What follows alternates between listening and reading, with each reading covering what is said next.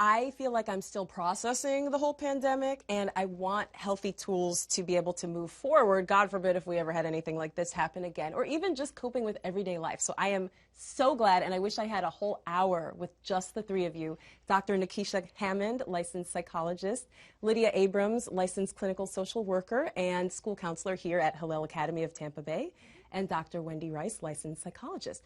Dr. Rice, what did the pandemic do to us? Teachers, parents, students, what did it do to us collectively? You know, I want to take a positive angle on this. I think for a lot of us, it taught us how to pivot, how to kind of transform our worlds from being a not at home world to doing what we have to do and doing it close to home. I think it taught us to be creative and find other ways to solve problems, other ways to go to school, other ways to be social. At the same time, a lot of people dealt with more anxiety and much more depression, and some people felt really lonely and cut off. And it was terrifying if you were personally touched by somebody who did get sick or somebody who was in the hospital, you know, and not being able to be with people. And we lost so many people. And so I think that some of us have survivor guilt because we did okay, and lots of people are just mourning and trying to put one foot in front of the other. And so I think as our country is divided, so was the experience of COVID for people, depending on their circumstances. Yeah, there's so much there to work through.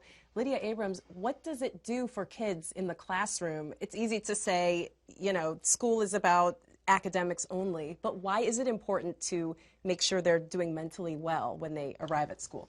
That's a great question. As many people know, mental health does impact how we function on a day-to-day basis.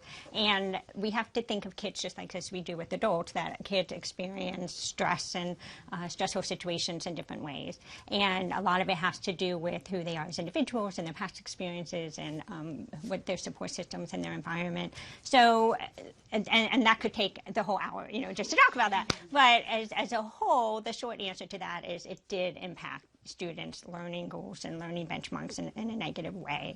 There were the feelings of anxiety that you had addressed. Some kids experienced grief, some experienced trauma. Some of them who couldn't be in their schools weren't able to get their basic needs met with healthy meals and feelings of safety and special needs supports. But there are some kids who actually thrived really well being home, who weren't triggered by some ADHD factors that might have affected them, or social skills or social anxiety. So some actually who wouldn't have learned virtually before and started learning virtually found that they actually did better. So for some of them, it was actually a positive experience. But overall, similar to what you said too, resilience. I think students really, and teachers, I mean, teachers also had to learn a lot, how to teach virtually, how to teach during a pandemic. But we all learned that we are resilient. We can do the best that we can in the situations that we've been presented with, and also that we thrive. Yeah, I feel like when my kids are older and they're having challenges, I'll remind them, hey, you got through 2020. Yeah. You can do anything. Right. You touched on the social aspect. Dr. Hammond, for the kids who were home all last year, and even for the teachers who were home all last year, how do they move forward now? Yeah, that's also a really great question. So it was tough last year because of so many missed social opportunities in person. Graduations getting canceled, prom not happening, birthdays looked different, but the good thing out of that is that people did get very creative. We've all seen on social media just graduations on front lawns. I know in my own neighborhood I'd heard honking, and there was like a drive-by graduation celebration for one of my neighbors. And so I think what children and teachers are learning are other alternatives to socialize.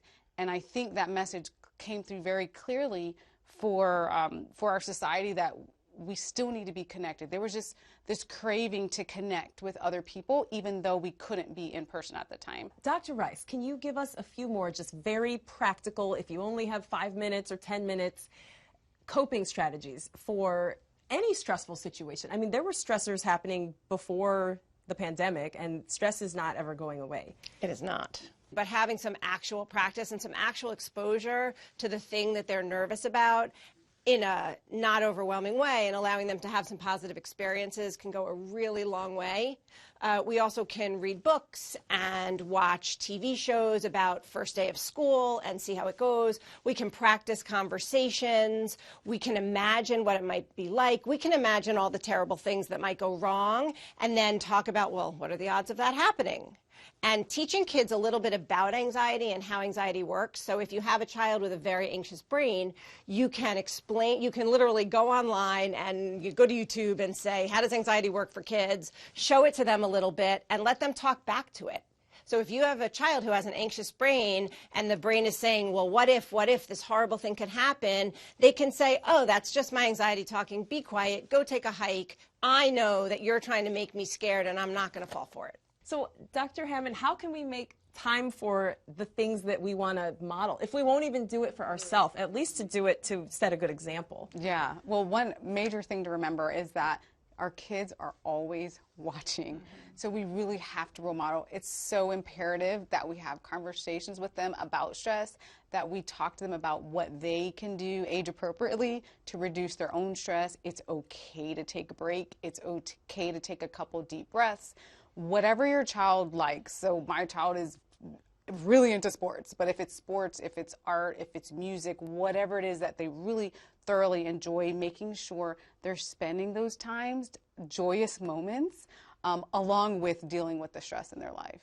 Oh, that's good. My daughter recently asked for a journal, and we started doing nightly yoga, and I'm like, I don't know who needs this more. Dr. Rice, as we wrap up here, from a scientific viewpoint, what can you tell us about the importance of mental wellness as kids develop? So one of the things we know from studying brain development is that we say neurons that fire together, wire together, which means that parts of our brains that we use a lot are going to get stronger, and parts of our brains that we abandon might even die off and not function.